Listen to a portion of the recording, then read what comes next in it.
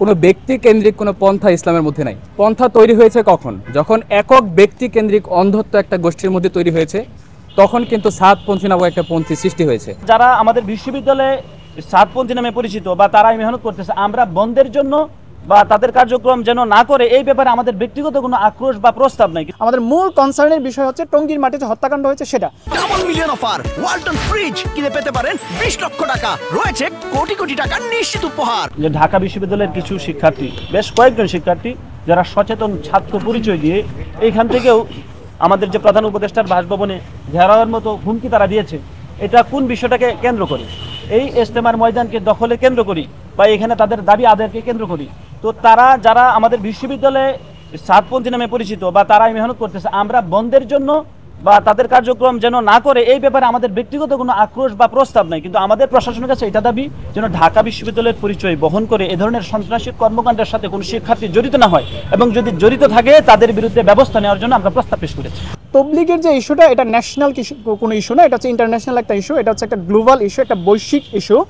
তো বৈশ্বিক ইস্যুর সমাধান কিভাবে হবে, আমরা ছাত্র হিসাবে এটা সমাধান বা সমাধানের কোনো পথ আমরা দিচ্ছি না, ইভেন আমরা প্রস্তাবনাও দিচ্ছি না। আমাদের মূল কনসার্নের বিষয় হচ্ছে টঙ্গীর মাটিতে হত্যাকাণ্ড হয়েছে সেটা। এখন প্রশ্ন যেটা করেছেন সেটা হচ্ছে ঢাকা ইউনিভার্সিটিতে তাদের কাজ বন্ধ করা বা এই ব্যাপারে আমাদের কোনো পরিকল্পনা আছে কিনা। আমরা সাধারণ ছাত্র হিসাবে সহাবস্থানে বিশ্বাসী এবং আমরা শান্তিপূর্ণ পরিবেশ বজায় রাখতে চাই। আমরা আমাদের যিনি বিসি আছেন, বিসি স্যারের কাছে আমরা আমাদের স্মারকলিপি উত্থাপন করব।